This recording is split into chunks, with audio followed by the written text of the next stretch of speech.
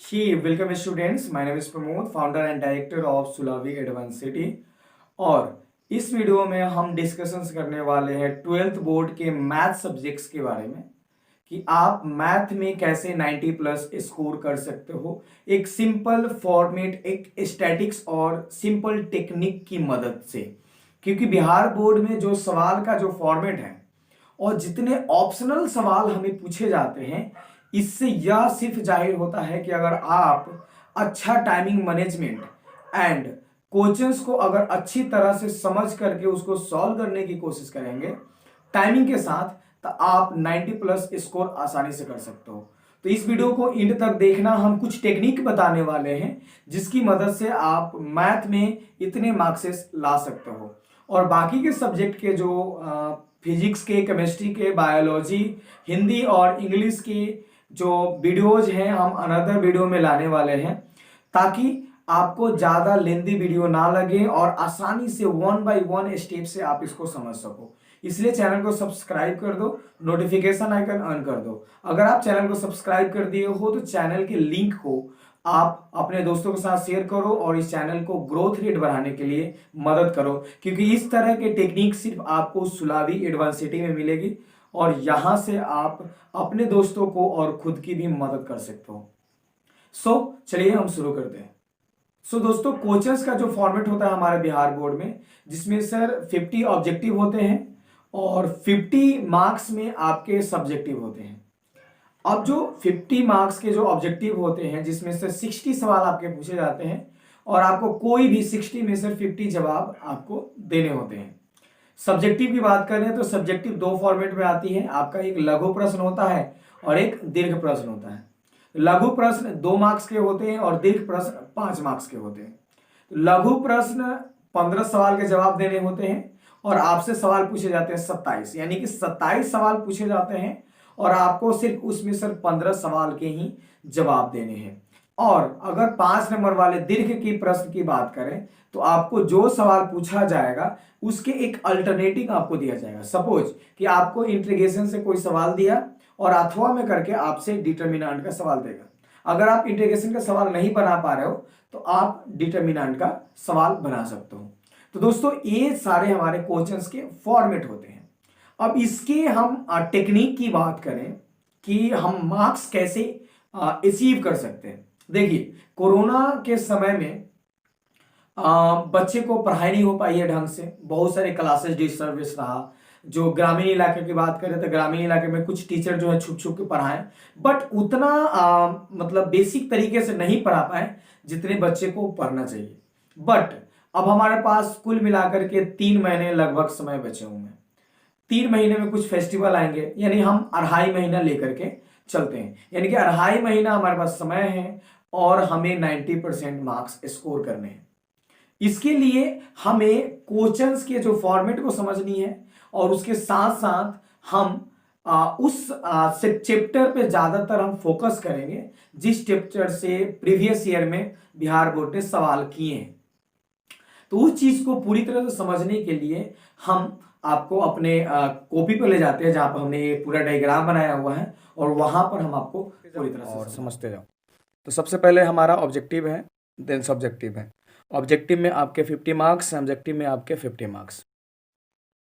आपका रहा ऑब्जेक्टिव में 60 सवाल आपसे पूछे जाएंगे, 50 का जवाब देना है। आपको शॉर्ट क्वेश्चंस होंगे सब्जेक्टिव में, जिसमें से 27 को सवाल पूछे जाएंगे आपसे और जिसमें से आपको 15 सवाल के जवाब देने हैं। तो अगर आप दिमाग लगाओ तो जो 2700 क्वेश्चंस होंगे हर एक चैप्टर से होंगे और हर एक चैप्टर में ऑन द एवरेज अगर आप 60 या 70% भी अगर आपने पढ़ाई किया हो, कुछ चैप्टर कुछ छूट गया हो लॉकडाउन की वजह से, तो उसको अगर हम निगलेक्ट कर दें तो आप अच्छा खासा 27 में से 15 सवाल आप बना सकते हो। लॉन्ग सवाल में कुछ प्रॉब्लम क्रिएट करेगा, लेकिन यहाँ भी एक आपके पास एडवांटेज है कि 8 सवाल आपसे पूछे जाएंगे जिसमें से आपको 4 सवाल का जवाब देना है। अब बताइए कि यहाँ पर आपका 50% चांसेस है कि अगर आप 50% भी अगर आप सिलेबस कवर करके जा रहे हैं तो आप 4 सवाल आराम से बना दीजिएगा। जो अगर आपके नंबर वगैरह कटने के चांसेस हैं, हो सकता है कि आप ऑब्जेक्टिव में गलत कर दो तो वहां से नंबर कट सकता है। बट अगर आप ऑब्जेक्टिव में पूरी तरह से अगर कवर कर जाते हैं तो जो भी आप देखिए खेल यहाँ पे आप देखिए सब्जेक्टिव के लिए कोई खेल नहीं है। यानी कुछ अगर आपके पास चैप्टर छूट भी गया है तो आप यहाँ से आप मैनेज कर सकते हो, यहाँ से मैनेज कर सकते हो, लेकिन यहाँ पर सिर्फ 50 में 10 सवाल ही दिए गए हैं। यानी कि यहाँ पर आपके रिकवरी रेट जो है बहुत कम है। यानी कि आप देखें तो रिकॉर्ड में 10 सवाल पूछे जा रहे हैं, यानी कि 20%, यानी कि आपका ऑन द एवरेज आप ले लीजिए कितना 90 10% ही सवाल जो हैं आपके एक्स्ट्रा में दिए जा रहे हैं, यानी 10 से 20%। और 20% सवाल से आप मतलब कि क्या हो सकता है कोई गारंटी नहीं है, क्योंकि हो सकता है कि आपसे सवाल 40 बने, हो सकता है कि आपसे 50 भी बन जाए, हो सकता है कि आप 30 ही बना पाओ, 35 ही बना पाओ। तो जो भी काम हमको करना है वो सारे ऑब्जेक्टिव के मेथड से करना है। बट हमारे पास समय कम है, इसलिए हमको सब्जेक्टिव भी लेना है और ऑब्जेक्टिव लेना है। अब दोनों को कैसे बैलेंस करना है वो सारी चीज़ें हम आपको टेक्निक बताएंगे। तो कैसे आप तैयार करेंगे वो सारी चीज़ें हम आपको बताएंगे। फिलहाल आप हमारे साथ जुड़े रहिए, चैनल को सब्सक्राइब कर दीजिए। अगर आप सब्सक्राइब कर दिए हैं तो नोटिफिकेशन आइकन ऑन करके लिंक को अपने दोस्तों के साथ शेयर करें ताकि इसकी पॉपुलैरिटी और बढ़े और हमें इतना कॉन्फिडेंट हो कि इसके अलावा और भी वीडियोज़ आपके सजेशन के लिए लाते रहूं जब तक आपका एग्ज़ाम में अच्छा स्कोर नहीं आ जाता। चलिए अब हम बात करते हैं कि टाइमिंग मैनेजमेंट क्या है। यानी कि आपके पास 60 गो ऑब्जेक्टिव है और कुल मिलाकर के आपके पास 15 और 4 यानी 19 आपके ऑब्जेक्टिव हैं। तो इसमें सर आपको कौन से टाइमिंग कितना देनी है। तो अगर आप ऑब्जेक्टिव में मात्र आप 50 मिनट का समय देते हैं, ऑब्जेक्टिव में मात्र आप 50 नंबर, यानी कि अब तो कॉपी भरने की कोई ज़रूरत नहीं है, ऑलरेडी भरा हुआ आता है, तो झंझट ही खत्म। वहाँ पे कुछ गलत होने के लिए भरने में हमारा समय निकल जाता था, लेकिन अब हमारा समय बचेगा, हम आराम से वहाँ से कर सकते हैं। तो आप ऑब्जेक्टिव में मात्र आप 50 मिनट का समय दें। और अगर हम शॉर्ट क्वेश्चन की बात करें, शॉर्ट क्वेश्चंस में आपको 15 सवाल बनाने हैं और आपको हबरई में कहीं गलत ना सवाल बना देने, क्योंकि हबरई के चक्कर में हम कैलकुलेशन को इस तरह से बना देते हैं कि जो कॉपी चेक करने वाला होता है वह हमारे सही क्वेश्चंस को भी कम मार्जिन दे करके नंबर दे देता है, तो यहाँ से हमारा लॉस हो जाता है ना। तो ये चीज़ को हमको देखना है, इसलिए हमने यहाँ पर टाइमिंग का जो मैनेजमेंट हमने रखा है वो कुल मिलाकर हमने रखा है 55 मिनट। और उसके बाद हमारे पास जो समय बचा 30 मिनट का हम क्या करते हैं लॉन्ग क्वेश्चन के लिए हमने रखते हैं। लेकिन आप देखिए 3 घंटे का समय यानी कि 36 यानी कि 180 मिनट आपके पास होता है, और 180 मिनट में हमने 50 मिनट इधर कवर कर लिया, 55 मिनट इधर कवर कर लिया, यानी कि 105 मिनट बचा हमारा 75। 75 में सर हम क्या कर दिए 30 मिनट, 30 मिनट हमने यहाँ पर दे दिया, यानी कि कुल मिलाकर के हमारे पास समय जो हो गया 105 और 30 135 मिनट। अब हमारे पास कुल मिला के कितना समय बचा 135, यानी कि 40 मिनट। तो 40 मिनट जो आपके पास समय बचा है, तो 40 मिनट समय में आप अपना एक्स्ट्रा जो एक्टिविटी है, आप समझ रहे हो हम क्या बोलना चाहते हैं, आपके पास जो एक्स्ट्रा एक्टिविटी है उसको आप ले सकते हो, है ना। और जो हो सके आपके सवाल छूटे हैं आप उसको बना सकते हो। तो बिहार बोर्ड में इसके लिए फ्री होता है और आप इसका लाभ उठा सकते हो आराम से, और बहुत सारे बच्चे भी उठाते हैं। आप समझदार हो, समझ रहे हैं हम क्या बोलना चाहते हैं। तो ये सारी चीज़ें हमने 40 मिनट का समय उधर रखा है, आप समझ लें। बट आपको जितना आता है उसमें आप इसको कवर करेंगे। अब हम बात करते हैं कि यहाँ पर आप कौन कौन से चैप्टर को कवर करेंगे और कौन कौन से चैप्टर को आप छोड़ेंगे। अब रहा हमारा यहाँ चैप्टर का कुछ कैरिकुलम। चैप्टर हमने कुल मिलाकर के 2 से लेकर के हमने 13 तक रखा है ना। तो 1 बाय 1 का डिस्कशन करते हैं। तो फर्स्ट हमने चैप्टर रखा है इनवर्स ट्रिगोनोमेट्री फंक्शन। पहला चैप्टर हम इसलिए छोड़ रहे हैं क्योंकि पहला चैप्टर में फंक्शन होता है और फंक्शन से 2 नंबर या 3 नंबर के सवाल पूछे जाते हैं, और फंक्शन जो है थोड़ा ज़्यादा लेंदी हमको लगता है कि अगर आप 11th में पढ़े हो तो फंक्शन आपको आसान लगेगा, लेकिन अगर आप 11th में नहीं पढ़े हो, कि एवरेज बच्चे जो होते हैं कि 11th में कम फोकस करते हैं और 12th में आकर के पूरा सीरियस हो जाते हैं, तो उनके लिए हमने ये चीज़ें करा है कि वो कैसे कर सकते हैं। तो उसको हम निगलेक्ट करते हैं। अगर आपको पढ़ना है तो आप पढ़ सकते हैं, कोई दिक्कत नहीं है। 2 नंबर 3 नंबर के सवाल आते हैं। बात रहा हमारा त्रिकोणमिति फंक्शन, इन्वर्स ट्रिगोनोमेट्री फंक्शन। तो इन्वर्स ट्रिगोनोमेट्री जो ट्रिगोनोमेट्री फंक्शन है, यहाँ पर आपको सवाल करने होंगे और सवाल सॉल्व करने के लिए आपको फार्मूले याद होना चाहिए। और फार्मूले के जो पूरा लिस्ट है हम अपने वेबसाइट पर अपलोड किए हुए हैं फेसबुक पेज पे।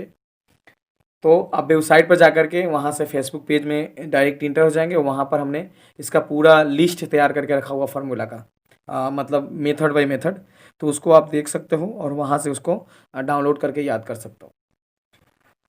उसके बाद अगर फार्मूला याद है तो आप इन्वर्स का फंक्शन का आराम से आप सवाल बना सकते हो। यानी कोई ज़्यादा हार्ड सवाल नहीं देता है, बस फार्मूला पर दे देता है और फार्मूला पर आराम से बना सकते हो। अब रहा हमारा मैट्रिक्स एंड डिटर्मिनेंट।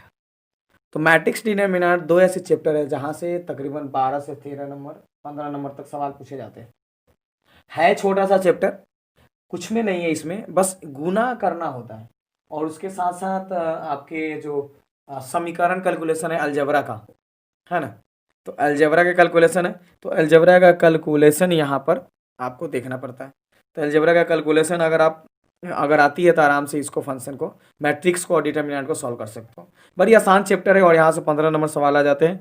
बड़ी मतलब अच्छी बात है कि कमज़ोर इतने आसान चैप्टर में से इतना सब आ रहे हैं 15 नंबर के, 15 से इतना तकरीबन होते हैं। अब हमारा आता है कंटिन्यूटी एंड डिफरेंशिएबिलिटी। अब कंटिन्यूटी को हमने ऑलरेडी काट के रखा हुआ है। आप ये सोचेंगे कि क्यों काट रहे हैं, तो कंटिन्यूटी हमने इसलिए काटा है कि कंटिन्यूटी का कुछ जो चैप्टर होता है 11th में बेस्ड होता है। तो 11th के कारण अगर बच्चे को अगर 11th में कुछ दिक्कतें होती हैं, उन लोग पढ़े नहीं है तो उनको ये दिक्कतें खड़ा कर सकती है। बट डिफरेंशिएबिलिटी आप फार्मूला याद करो, आराम से बना लो। तो डिफरेंशिएबिलिटी को हम आसान समझते हैं और फार्मूला आपको याद है, 3 फार्मूले मात्र होते हैं और 3 फार्मूला याद हो गया तो आप उसको आराम से सॉल्व कर सकते हो। लेकिन कंटिन्यूटी में थोड़ा ज़्यादा प्रॉब्लम खड़ा करती है, डोमेन रेंज वगैरह लगाना पड़ता है, बहुत सारे झंझट हैं। तो अगर आपको आसान लगता है तब कर सकते हो, हम इसको रोकने की कोशिश नहीं करते, बट हम कम समय में टाइमिंग के लिए हम बात कर रहे थे। उसके बाद हमारा आता है डिफ्रेंसिएशन। तो डिफ्रेंसिएशन दोस्तों एक ऐसा चैप्टर है जहाँ पर एक कैलकुलेशन बहुत ज़्यादा होता है और कैलकुलेशंस के लिए आपको जनरल मैथमेटिक्स आनी चाहिए। जनरल मैथमेटिक्स तेज है, आराम से आप डिफ्रेंसिएशन को सॉल्व कर सकते हो, कोई दर्द नहीं होगा, कोई दिक्कत नहीं होगा, आराम से प्रेम से आप उसको सॉल्व कर सकते हो। तो ये चीज़ें हैं यहाँ पर। और उसके बाद हमारा आता है इंटीग्रेशन की बात करते हैं। तो दोस्तों इंटीग्रेशन यानी कि आपको डिफ्रेंसिएशन आ गया तो आपको इंटीग्रेशन आना लाजमी है। यानी आप पूर्वकस तरीके से, एकदम खास पूर्वकस से आप इंटीग्रेशन को समझ सकते हो अगर डिफ्रेंसिएशन पूरी तरह से। तो हम इसको ना एक उल्टा समझते हैं, यानी कि डिफ्रेंसिएशन किसी भी वस्तु को छोटा करता है और इंटीग्रेशन किसी भी वस्तु को बड़ा करता है। यानी एक दूसरे के क्या होते हैं, अपोजिट होते हैं। तो अगर आपको एक प्रोसेस पता चल गया तो दूसरा प्रोसेस उसका उल्टा कर दो, आराम से बन जाएगा। लेकिन उसके कुछ फार्मूलाज होते हैं, कुछ लिमिटेशन होती है, वो सारी चीज़ें सीख लो, तुरंत हो जाएगा, है ना। इसका भी हम असाइनमेंट प्रोवाइड कर देंगे आपको अगर आप कमेंट करते हैं तो। अब आता है दोस्तों हमारा वेक्टर अलजेब्रा और 3D। वेक्टर अलजेब्रा और 3D इस चीज़ को हम साफ नहीं लिग्नेट कर सकते क्योंकि यहाँ से सवाल मतलब पूछता है आपका वेक्टर अलजेब्रा एंड 3D से तकरीबन आपके 25 नंबर तक का सवाल आ जाता है ना।